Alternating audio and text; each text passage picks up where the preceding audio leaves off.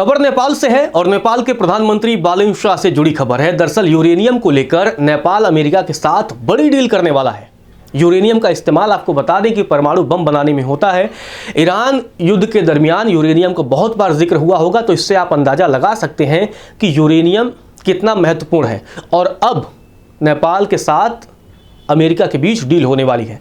20 अप्रैल को अमेरिका के विदेश राज्य मंत्री हैं समीर पॉल कूपर, वो नेपाल पहुंच रहे हैं। और इस दौरे की खास बात आप समझिए कि ये दौरा कितना अहम है। दरअसल अमेरिका के नेता जो ये विदेश राज्य मंत्री हैं अभी सिर्फ नेपाल के दौरे पर रहेंगे। इससे पहले जब भी होता था अमेरिका का कोई राजनयिक अधिकारी हो, कोई नेता हो, जब भी वो नेपाल जाता था आधिकारिक यात्रा पर, तो उस वक्त वो सिर्फ नेपाल नहीं जाता था बल्कि भारत और श्रीलंका जैसे देशों में भी ज़रूर जाता था। लेकिन अब दुनिया के नक्शे में नेपाल की एक अलग अहमियत नज़र आई है।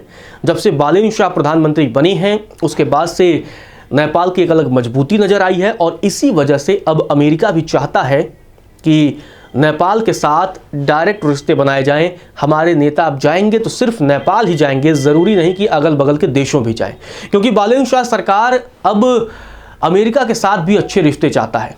और इस दौरे की सबसे खास बात यह है, और इसीलिए चर्चा हो रही है यूरेनियम का।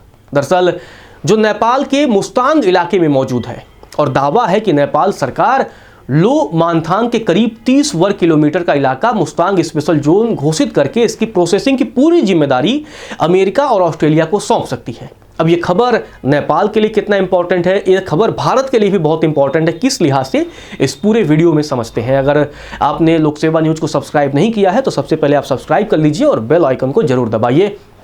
अब लौटते हैं खबर की तरफ। दरअसल ये जो फैसला लिया जा रहा है, इस फैसले से नेपाल के पड़ोसी देशों में हलचल मच गई है, विशेष तौर पर चीन में, क्योंकि जो इलाका है वो चीन के बेहद करीब है और यहाँ पर तनाव बढ़ने की पूरी संभावना है। क्योंकि इससे पहले जब नेपाल में कम्युनिस्टों की सरकार थी तो उस वक्त चीन का हस्तक्षेप बहुत ज़्यादा था, लेकिन अब सत्ता परिवर्तन के बाद अमेरिका का हस्तक्षेप ज़्यादा होने वाला है। हालांकि कई मंत्री ये कह भी रहे हैं कि यूरेनियम को लेकर समझौता नहीं होने वाला है, लेकिन अमेरिकी विदेश राज्य मंत्री के दौरे को देखते हुए समझौते से इनकार भी नहीं किया जा सकता है। अब आपको बताते हैं कि आखिर ये मुस्तांग क्या है, इसकी अहमियत क्या है। तो चीन नेपाल सीमा से जो मुस्तांग एरिया है वो महज 10 किलोमीटर की दूरी पर है। मुस्तांग का यूरेनियम भंडार तकरीबन 10 किलोमीटर लंबा और 3 किलोमीटर चौड़ा है। वैज्ञानिक मुस्तांग इलाके को मीडियम ग्रेड मानते हैं। परमाणु ऊर्जा और रणनीतिक हथियारों की बहुत कीमती ये चीज़ें होती हैं और चीन सीमा के पास ये स्थित है। भारत और चीन दोनों की सुरक्षा के लिहाज से भी बेहद संवेदनशील इलाका है। अब यहाँ एक और बड़ा सवाल आता है कि आखिर अमेरिका कैसे नेपाल को कंट्रोल कर रहा है। तो जानकारों का मानना है कि अमेरिका MCC प्रोजेक्ट के जरिए नेपाल पर मजबूत पकड़ बना चुका है। अब आपको यहाँ ये बता दें कि आखिर ये MCC प्रोजेक्ट है क्या, ये जान लेना भी ज़रूरी है। दरअसल नेपाल और अमेरिका के बीच 2017 में एक समझौते पर हस्ताक्षर हुए थे जिसे MCC प्रोजेक्ट कहा जाता है। इसके तहत अमेरिका ने नेपाल को बुनियादी ढांचे यानी इंफ्रास्ट्रक्चर के डेवलपमेंट के लिए पैसे अनुदान में दिए थे। नेपाल में इस प्रोजेक्ट को लेकर उस वक्त काफ़ी विरोध भी हुआ था और ये विरोध तब ये बताया जाता है कि चीन की शह पर हुआ था, क्योंकि उन दिनों चीन के कंट्रोल वाली सरकार नेपाल में हुआ करती थी। चीन इस प्रोजेक्ट को नेपाल में अपने प्रभुत्व के लिए भी खतरा मानता है। चीन को लगता है कि अगर अमेरिका का वर्चस्व, अमेरिका की एंट्री नेपाल में ज़्यादा बढ़ेगी तो वहाँ चीन को बहुत सामरिक और रणनीतिक दोनों दृष्टि से बहुत खतरा है, क्योंकि चीन और नेपाल की सीमा लगती है और अगर वहाँ पर अमेरिका की एंट्री होती है तो चीन के प्रभुत्व को कहीं न कहीं चुनौती मिलेगी। वहीं अगर अमेरिका की पैठ नेपाल में बढ़ती है तो हिमालयी क्षेत्र में शक्ति संतुलन भी बदल जाएगा। रिपोर्ट की माने तो इसी MCC प्रोजेक्ट से मुस्तांग में यूरेनियम प्रोसेसिंग के लिए बिजली सप्लाई करने की भी बात चल रही है। यूरेनियम के जरिए जैसी बिजली की बात ईरान में चल रही है। नेपाल सरकार के पास वर्तमान में यूरेनियम निकालने या उसे प्रोसेस करने के लिए जरूरी तकनीक, पैसा और इंफ्रास्ट्रक्चर नहीं है, क्योंकि नेपाल बहुत कर्जे में डूबा हुआ है।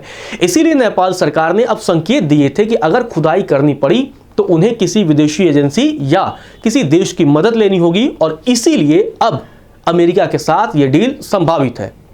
अब यहाँ पर एक बड़ा सवाल है कि भारत पर क्या असर पड़ेगा। क्या भारत के लिए अगर ये डील होता है अमेरिका और नेपाल के बीच यूरेनियम को लेकर, तो क्या भारत के लिए खतरा है? ये एक बड़ा सवाल है। तो भारत के लिए खतरा कैसे है ये भी आपको बता देते हैं। दरअसल मुस्तांग की यूरेनियम खदान चीन की सीमा से महज 10 किलोमीटर की दूर पर है। अगर नेपाल यह प्रोजेक्ट अमेरिका को सौंप देता है तो चीन इसे अपनी सुरक्षा के लिए सीधा खतरा मानेगा। वहीं भारत के लिए भी अपने पड़ोसी देश में किसी तीसरे देश की सैन्य या तकनीकी दखलंदाजी चिंता का भी विषय है। नेपाल हमेशा से भारत और चीन के बीच एक बफर स्टेट रहा है, लेकिन यूरेनियम के इस खेल ने इस क्षेत्र को वैश्विक शक्तियों के अखाड़े में भी तब्दील कर दिया है। आपको बता दें कि नेपाल में 2017 से चल रहे अमेरिकी एमसीसी प्रोजेक्ट को लेकर पहले ही बहुत विरोध हो चुका है, जैसा कि मैंने बताया। अब चर्चा है कि इसी प्रोजेक्ट से मिलने वाली बिजली का उपयोग मुस्तांग में यूरेनियम प्रोसेसिंग और नए एआई डेटा केंद्रों को चलाने के लिए भी किया जाएगा। डिजिटल हैश और डेटा संप्रभुता जैसे तकनीकी शब्दों के इस्तेमाल से संकेत ये भी मिलता है कि यह सिर्फ खनिज का मामला नहीं है, बल्कि यह भविष्य की तकनीक और निगरानी तंत्र पर भी नियंत्रण पाने की एक बड़ी योजना का हिस्सा हो सकता है। और इस बात की संभावना से इनकार नहीं किया जा सकता है कि क्या अमेरिका अगर नेपाल में आता है तो उसे दो चीज़ें बहुत आसान हो जाएंगी। एक, भारत पर नज़र रखना, और दूसरा, चीन पर भी पैनी नज़र रखना। तो नेपाल के जरिए अमेरिका भारत और चीन में बड़े पैमाने पर नज़र रख सकता है और कई चीज़ों में दखल अंदाजी भी यहाँ से कर सकता है। तो फिलहाल के लिए इस वीडियो में इतना ही।